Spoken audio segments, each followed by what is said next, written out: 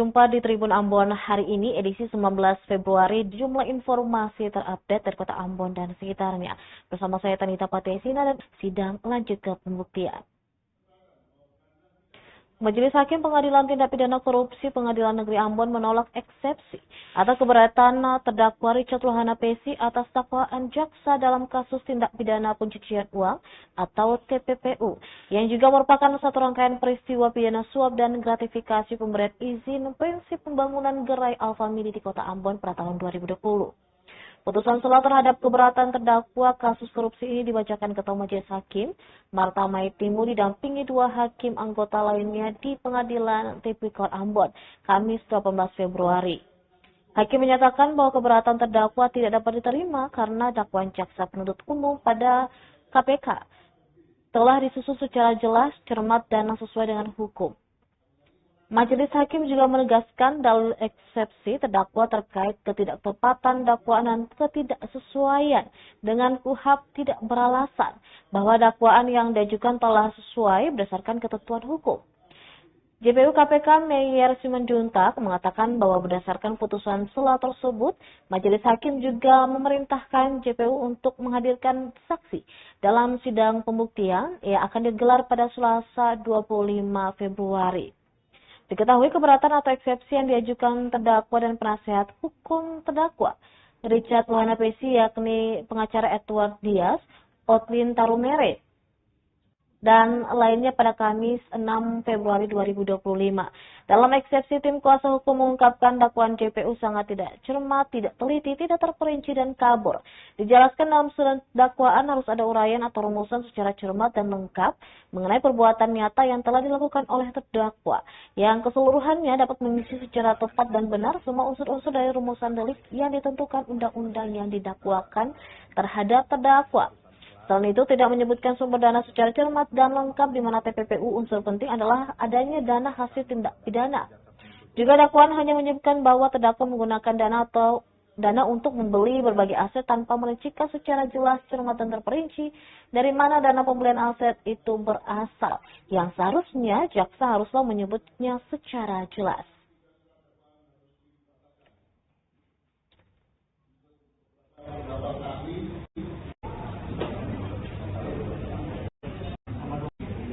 Dengan penolakan eksepsi dari terdakwa itu, Pak.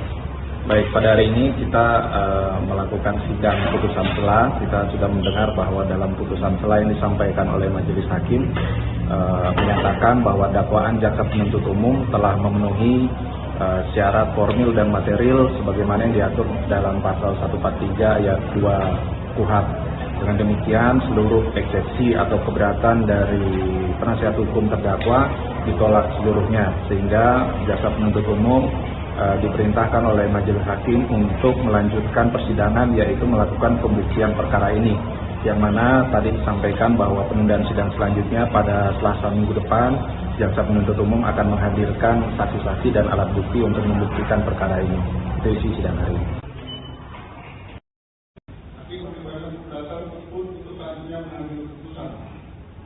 Dari keputusan yang melalui mana dalam tersebut dapat terbukti bahwa materi pokok perkara atau eksepsi telah ditentukan secara legislatif meliputi tiga hal, yaitu tentang satu kewenangan mengadili, kembali kewenangan mengadili dan mengadili perkara. Dua, dapat tidak.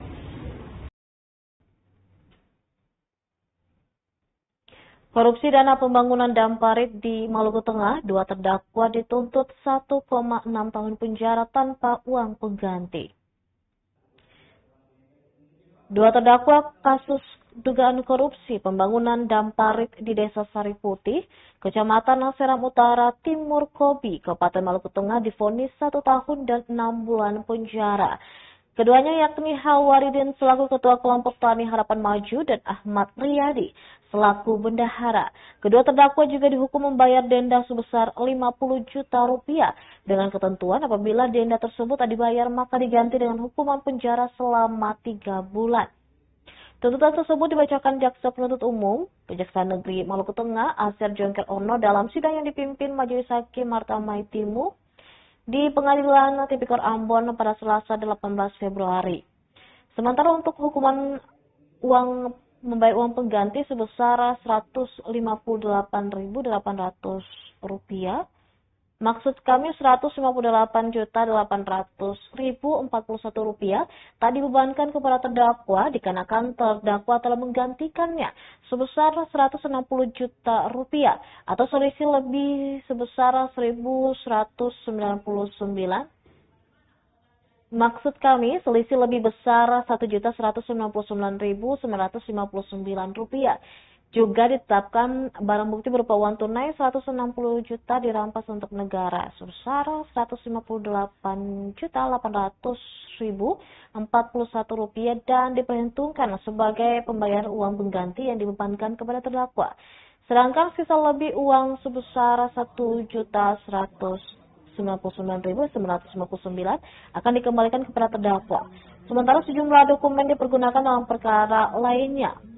Untuk diketahui, keduanya didakwakan melakukan manipulasi terhadap bahan bangunan yang digunakan dalam proyek yang dibiayai melalui dana bantuan pembangunan Damparit pada Dinas Tanaman Pangan dan Hortikultura Kabupaten Maluku Tengah tahun anggaran 2021 dengan total anggaran Rp327 juta.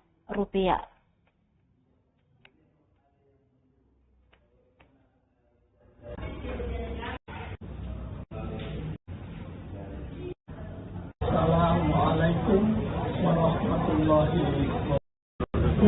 Sama Kejaksaan Negeri Maluku Tengah 2 hari telah membacakan tuntutan terhadap 2 terdakwa, yaitu yang pertama terdakwa Awal ini yang bersangkutan dituntut 1 tahun 6 bulan dengan tidak dibebankan uang pengganti karena uang pengganti sudah dibayar oleh terdakwa Awal ini Ahmad Yani. Kemudian dia dikenakan pidana denda sebanyak 50 juta, subsidiarnya 3 bulan. Ya. Jadi terdakwa Awal ini dituntut 1 tahun 6 bulan. Ya.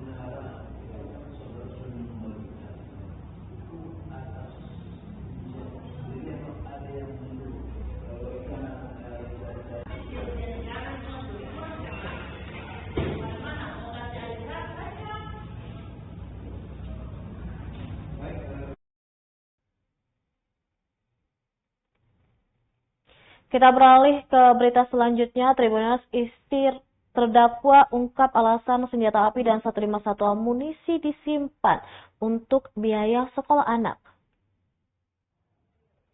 Istri terdakwa Safril Bugis alias Onco dalam perkara kepemilikan senjata api dan ratusan amunisi mengaku jika barang tersebut akan dijual untuk kebutuhan anaknya bersekolah. Hal tersebut disampaikan istrinya Sulastri saat dihadirkan menjadi saksi di Pengadilan Negeri Ambon yang dipimpin Majelis Hakim Orpa Madina pada Selasa 18 Februari 2025. Dengan berdalih kalau anak bungsunya yang masih SMP sementara diliburkan akibat belum membayar biaya pendidikan. Ia juga mengatakan bahwa senjata beserta amunisi tersebut baru disimpan beberapa minggu setelah dilakukan penangkapan. Sementara keterangan dari saksi lainnya yakni polisi yang bertugas di Polsek Lehitu mengaku bahwa terdakwa ditangkap di Dusun Talaga Kodok, Desa Hitu, Kecamatan Lehitu, Kabupaten Maluku Tengah pada Jumat 25 Oktober 2024, sekitar pukul 17:33 waktu Indonesia Timur. Berdasarkan informasi yang diberikan dari Kapolsek Lehitu yakni Moyo Utomo dan beberapa saksi lainnya bahwa terdakwa memiliki senjata api yang disimpan di rumahnya. Setelah mendengarkan informasi tersebut, kata saksi bahwa tim Polsek Lehitu langsung bergegas ke rumah terdakwa dan melakukan penggeledahan. Saat itu tim berhasil menemukan satu senjata api laras panjang dan ratusan amunisi dari berbagai jenis yang kemudian diamankan di kantor Polresta Pulau Ambon. Keterangan tersebut semuanya dibenarkan terdakwa.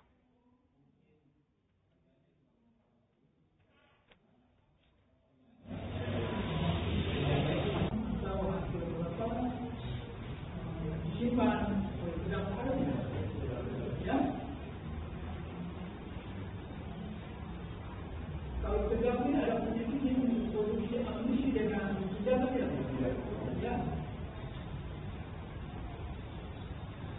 Lalu amunisi yang banyak itu tidak kan dapat sini.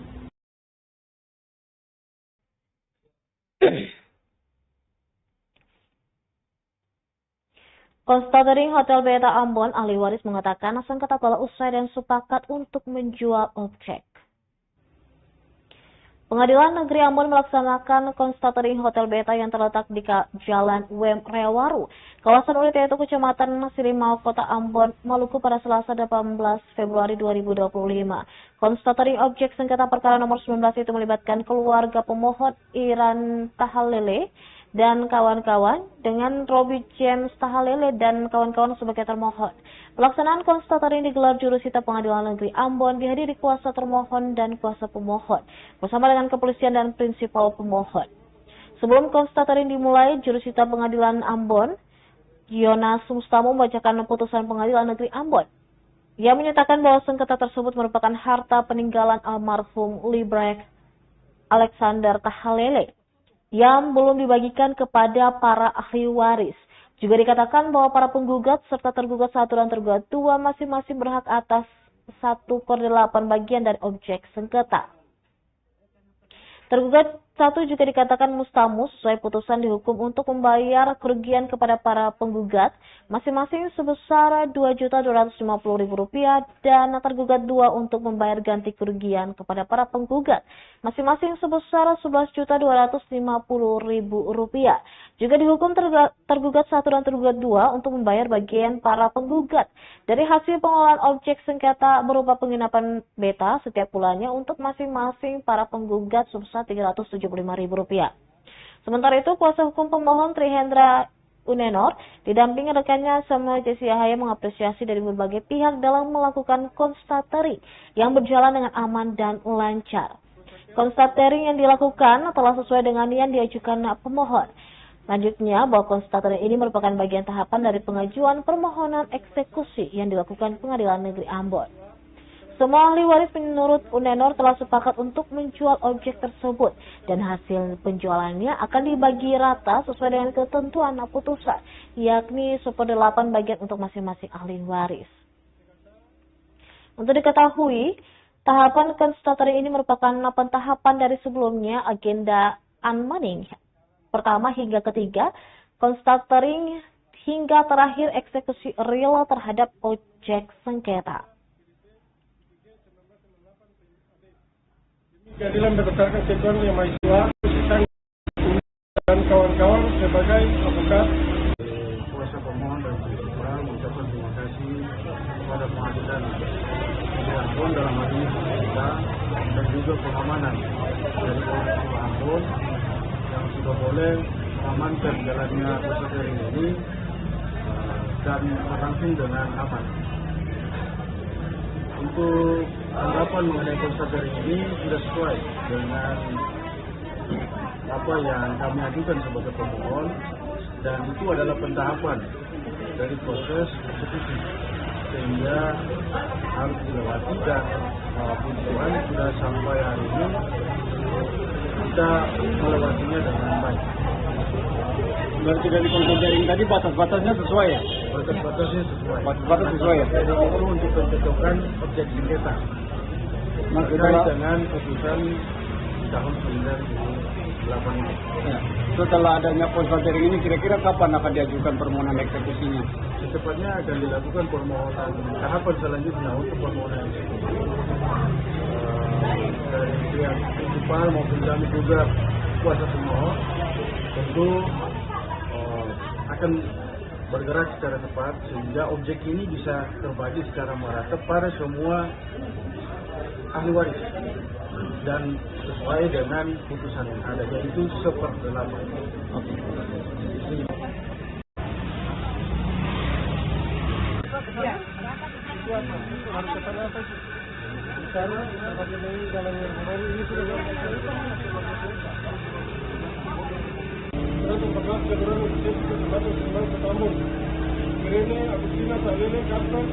Pekerjaan pegawai negeri sipil berkepentingan dengan sanksi kecil terkait dengan RW 05 Kecamatan Timur Kota Ambon. Dampak efisiensi anggaran sejumlah karyawan IAIN Ambon dirumahkan. Sejumlah karyawan di Institut Agama Islam Negeri IAIN Ambon terpaksa dirumahkan. Menurut Rektor IAIN Ambon Abidin Wakano, keputusan itu terpaksa diambil menyusul kebijakan efisiensi pemerintahan Presiden Prabowo. Meski tak disebutkan berapa banyak yang dirumahkan, namun mereka yang terdampak merupakan tenaga non-akademik, seperti tenaga kebersihan, keamanan, dan pegawai honorer. Meski begitu, dia mengaku beberapa dari mereka tetap akan dipertahankan untuk memastikan kelancaran operasional kampus. Lanjutnya, total anggaran yang masuk dalam efisiensi ini sebesar 14,4 miliar rupiah sebagai tindak lanjut dari surat edaran Kementerian Agama Republik Indonesia.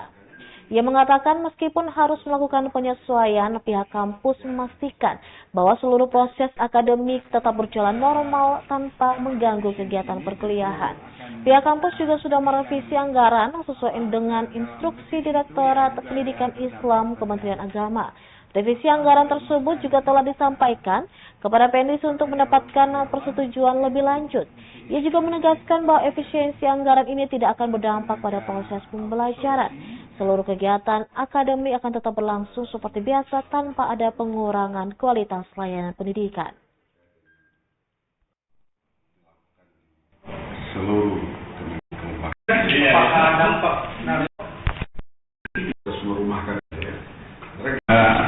dampak efisiensi ini tentu akan kami sedang dalam revisi itu ya juga ada berdampak pada merumahkan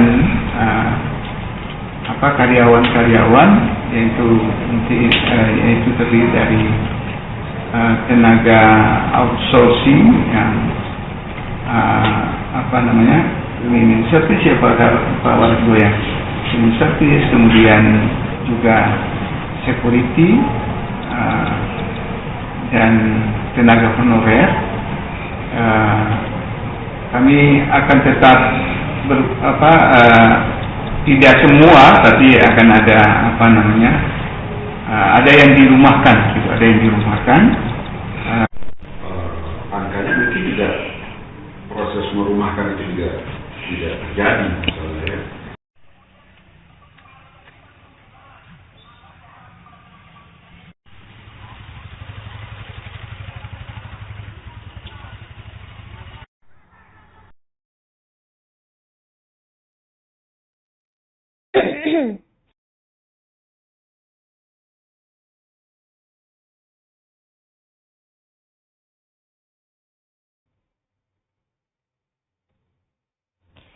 Selanjutnya, Tribuners, PT Waragonda bantah tudingan pengerusakan sasi adat.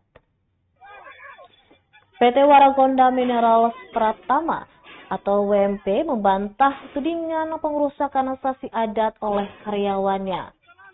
Bantahan itu disampaikan Direktur PT WMP Muammar Kadafi Tehuwayo saat melangsungkan konferensi pers di Masohi Selasa 18 Februari 2025. Ia menyayangkan tudingan yang beredar sehingga mengakibatkan terjadi penyerangan di perusahaan. Jadi kata dia sambil menunjukkan bukti video sasi roboh karena massa melakukan penyerangan. Hal tersebut dilakukan untuk menghindar agar tidak ada korban. Ia juga mengaku tidak ada konfirmasi dari masyarakat saat itu. Massa berdatangan dan melakukan tindakan anarkis. Pasir di situ diambil sama dia untuk pembuatan bata pres guna pembangunan rumah warga. Disampaikan saat ini pihaknya juga telah menempuh jalur hukum. Ia juga menyinggung soal izin perusahaan di mana perusahaan masuk ke desa Haya atas komunikasi dengan Bapak Raja Hasan dan telah mendapatkan persetujuan dari Raja karena itu adalah surat izin usaha. Ditanya perihal operasional perusahaan ke depan, Teh Huayo mengaku perusahaan masih dalam proses perbaikan.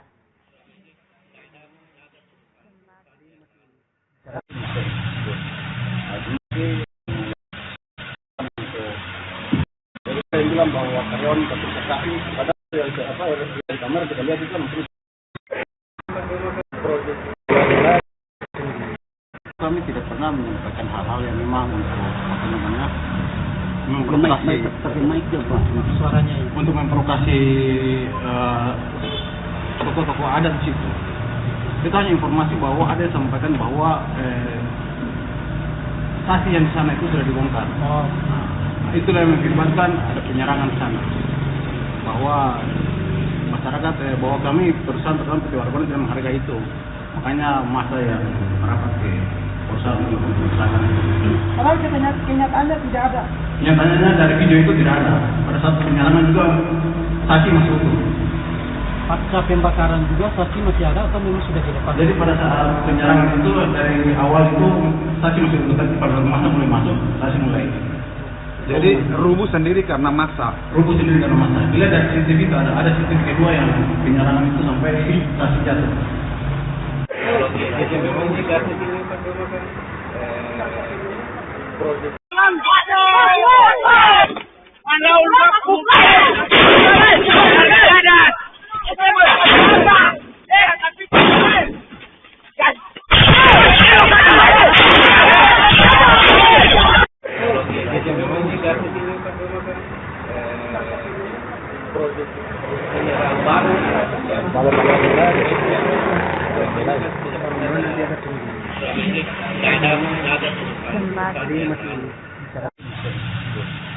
Cuma untuk terakhir masih ada tentang bahwa Mahal sudah mulai bergerak di usaha. Mulai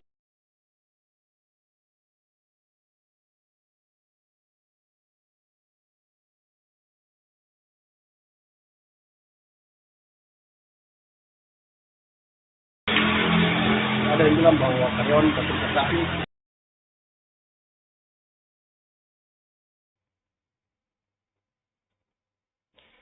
Tribunnews 2 hari program makan gratis di Masohi tak diketahui pemerintah daerah. 2 hari program makan bergizi gratis di Masohi, Maluku Tengah berlangsung senyap. Pemerintah kabupaten bahkan tidak mengetahui program andalan Presiden Prabowo itu telah berjalan pekan ini, Senin 17 Februari dan Selasa 18 Februari. Koordinator Wilayah Dinas Pendidikan Kabupaten Maluku Tengah Husni pun kesal. Terpisah dari itu, penanggung jawab Satuan Pelayanan Pemenuhan Gizi SPPG Yayasan Seram Raya Al-Aziz, Kecamatan Kota Masohi, Iham Wali Rahakbau mengaku salah. Dia pun memastikan telah menyurati dinas terkait untuk pelaksanaan program makan gratis ke depannya. Lanjut dijelaskan pihaknya telah menangani makan bergizi gratis untuk 3.517 peserta. Berikut data pengantaran MBG yang dikelola Yayasan Seram Raya Al-Aziz Kecamatan Kota Masohi, yaitu RA Nurul Fala, RA Kalia, SD Negeri 234 Maluku Tengah, SD Negeri 304 Maluku Tengah, SD Negeri 21 Maluku Tengah, SD Negeri 27 Maluku Tengah, 191 Maluku Tengah, SD Negeri 28 Maluku Tengah, SD 350 Maluku Tengah, SD 189 Maluku Tengah, SD Muhammadiyah Masohi, MTS Maklau Anwar Masohi, SMA Negeri 37 Maluku Tengah, SMA Muhammadiyah Masohi, SMK Negeri 1 Maluku Tengah, SMKS Muhammadiyah Masohi, SMA S Maklau Anwar Masohi. Jalan ini untuk koordinasi dengan pihak pemerintah. Nanti sebelumnya kan tadi sudah koordinasi ini, surat laporan segala macam sudah masuk di dinas pendidikan, dinas kesehatan. Nah, untuk tindak lanjut ke bupati untuk menunggu bupati kembali ke daerah ini. Tapi sebelumnya itu sudah ada langkah koordinasi sama Pak Bupati atau ya, belum. Dinas Pendidikan dan lain? Ya belum. Ya. memang dari surat itu memang harus diinformasikan untuk semua SPPI sebelum beroperasi, harus koordinasi dulu dengan pemerintah daerah. Cuma mungkin karena kehilafan, karena ada tugas hari itu di Ambon sehingga mengalami keterlambatan mengenai koordinasi ini. Suka seng dengan makanan hari ini? Ada apa?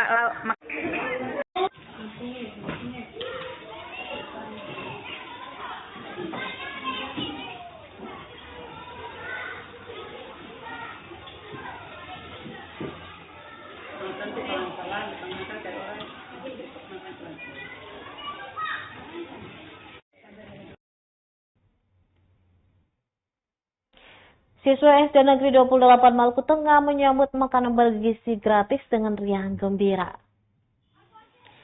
Program makan bergizi gratis atau MBG disambut gembira siswa-siswi SD Negeri 28 Maluku Tengah.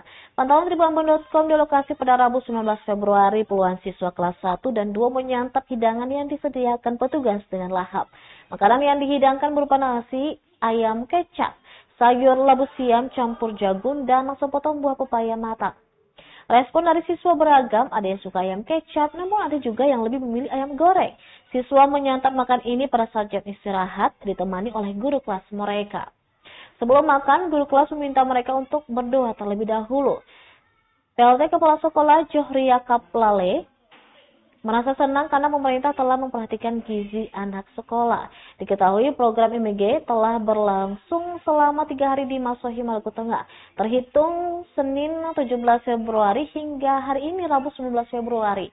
Menu yang disediakan kepada 137 siswa di sekolah ini berbeda-beda setiap harinya. Untuk hari Senin ada ayam goreng, tumis buncis, buah semangka, dan nasi. Kalau hari Selasa, telur saus, sayur sekata dan jagung, serta buah pisang. Sementara untuk hari Rabu ada ayam rebus, sayur labu siam, dan jagung, serta buah pepaya. Kalau tiap hari untuk meninjau makanan bergizi bagi anak-anak siswa-siswa di SD 28. Untuk itu respon ibu buat pihak yang memberikan program makan bergizi gratis, jadi sangat berterima kasih. Dan respon ibu ini harus ditingkatkan, dan juga karena makanan bergizi membuat anak-anak untuk rajin datang ke sekolah, dan juga makanan sehat dan bergizi untuk anak sekolah karena dia memiliki kriteria. Yang pertama higienis itu tidak mengandung kuman atau sumber penyakit. Yang berikut juga bergizi bagi anak-anak. Yang berikut juga berkecukupan memenuhi kebutuhan tubuh di usia dan kondisi tertentu. Yang berikut juga mudah dicerna, tidak mengandung bahan pengawet buat anak-anak. Jadi untuk saya sebagai pemimpin dari SD Negeri 28 sangat berterima kasih kepada pihak yang mengadakan program makan bergizi gratis. Mungkin itu saja dari Ibu. Terima kasih.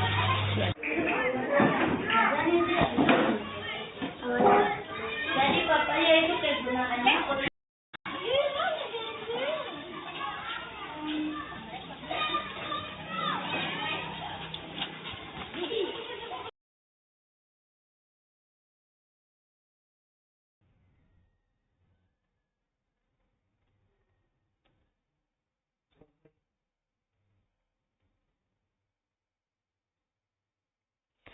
Seperti anak kuliahan, siswa SMA Kristen YPKPM Ambon mempresentasikan karya ilmiah. Mereka juga diuji dosen Penpati. Sekolah Menengah Atas Yayasan Persekolahan Kristen Protestan Maluku YPKPM Ambon menggelar kegiatan presentasi karya tulis ilmiah untuk siswa kelas 12 pada Selasa 18 Februari 2025. Kegiatan berlangsung di ruang pertemuan sekolah dan digelar mulai 17 Februari hingga 22 Februari 2025 dengan jumlah peserta ujian sebanyak 160 siswa kelas 12. Kepala Sekolah SMA Kristen YPKPM Ambon, Ella Turiu menyebut para penguji yang dihadirkan adalah para dosen di Universitas Patimura Ambon. Menurutnya kegiatan tersebut juga sebagai agenda tahunan dan menjadi persyaratan bagi siswa yang hendak mengikuti ujian sekolah. Ia mengapresiasi antusias siswa, khususnya para guru yang telah membimbing siswa hingga saat ini. Diakuinya kegiatan serupa menjadi sangat penting sebab siswa telah dipertemukan dengan sistem pendidikan selayaknya di lingkungan kampus. Laturi berharap kegiatan ini bisa meningkatkan retorika siswa saat berbicara di depan publik. Sementara itu, sejumlah dosen yang dijadikan sebagai penguji pada kegiatan tersebut sesuai bidang ilmu mereka, yakni F. Lekawael, Sosiologi, Bella Kamerlin dari Antropologi, Profesor M. Papilaya, Biologi, E.L. Tamaela, Kimia, Leka Tompesi, Geografi, DS Benedict untuk Bahasa Indonesia, kemudian Yepati dari Fisika, dan Petuasela Matematika.